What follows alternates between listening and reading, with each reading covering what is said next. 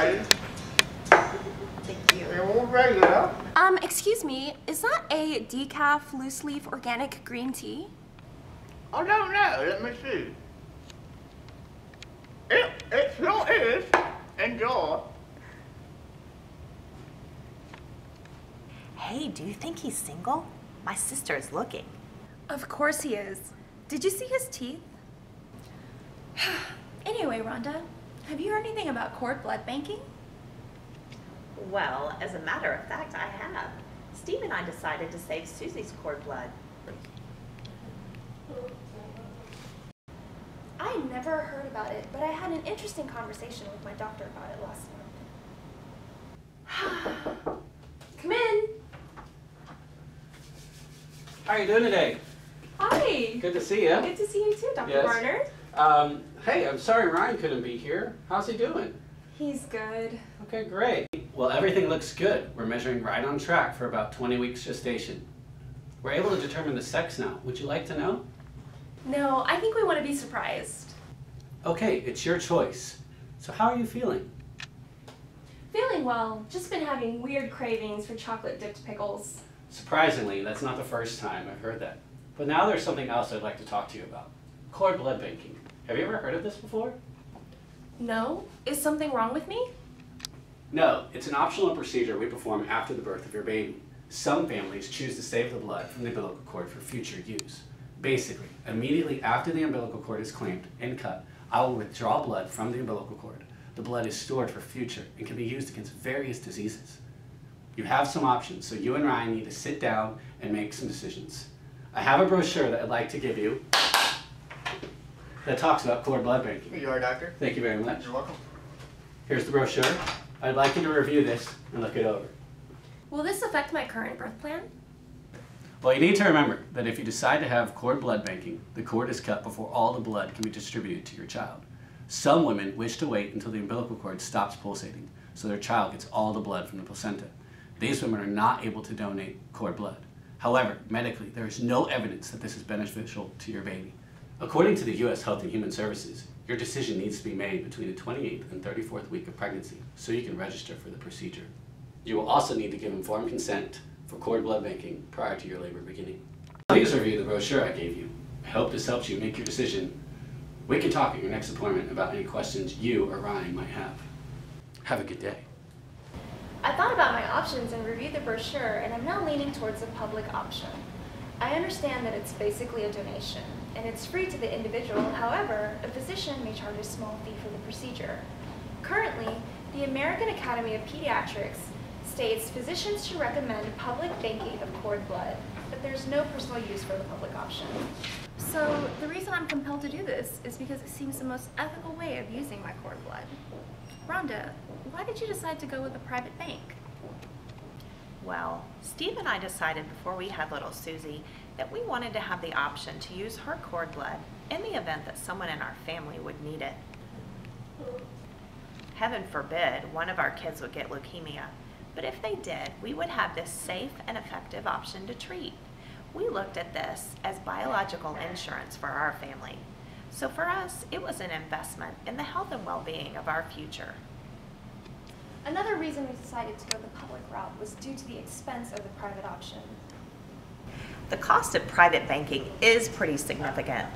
In my research, I found that the cost can range from about $1,000 to $2,000 with an annual storage fee of around $100. However, you are ensuring that the stem cells are available for your use at a later date. So the cost to us was definitely worth it.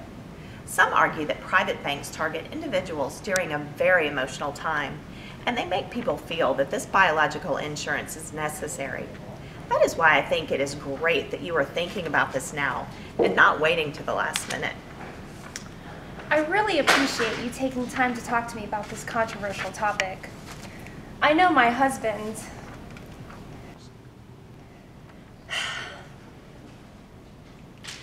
was a little concerned about the unnecessary cost.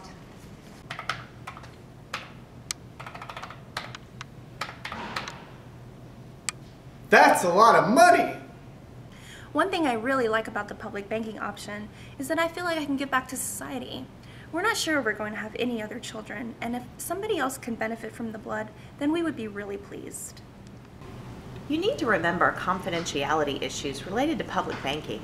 You are signing your child's genetic makeup over to someone else. How do you know they are going to use it for only treating these rare diseases?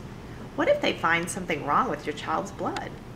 Will they disclose that information to you or anyone else? One thing I did learn is that all facilities test for genetic disorders and infectious diseases. These places are required to report any abnormal results. I just need to make sure that I choose a credible organization. Yes, it takes a lot of research, and whatever you decide will be the right thing for you and your family. Well, thanks for sharing your experiences with me. It sounds like my husband Ryan and I have a big decision to make. I couldn't help but overhear you ladies talking about cord blood banking. Hi, my name is John, and I'm a cord blood banker. Cord blood banking is fairly new practice starting in 1991 in New York. It is still a very controversial issue. Cord blood is easy to collect, no pain or risk to the mother or the infant, and the collected blood stem cells are available within days of collection. It can be successfully stored for at least 15 years, but there is no research on its benefits after 15 years. There are now hundreds of cord blood banks worldwide, and there are options for private banking and public banking. Have you, or anyone you know, ever suffered from leukemia, lymphoma, myelodysplasia, aplastic anemia, hemoglobinopathies, or metabolic storage diseases? Did you know that stem cells preserved by cord blood banking can be used to help treat these disorders for just a modest upfront cost and a minimal annual fee, even at no cost to you? You can help prevent or drastically reduce the costs associated with these diseases. There are many misconceptions about cord blood banking. The reality is that possible new discoveries of how to use stem cells from cord blood banking look promising. Expecting mothers need to weigh the options and make decisions early in the pregnancy. Private versus public. They even have the option to do nothing. Cord blood banking is a serious decision that requires serious thought.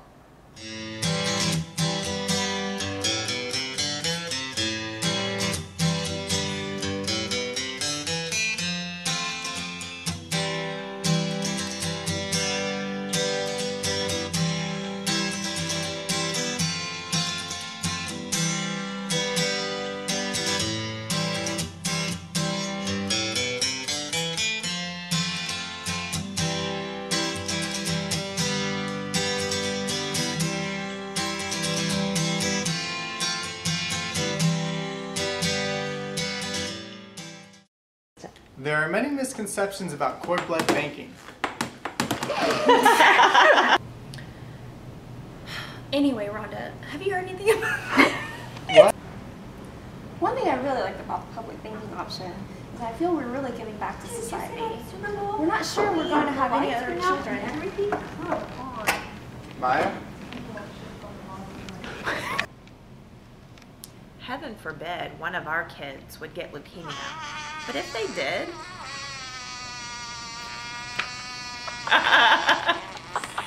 Susie!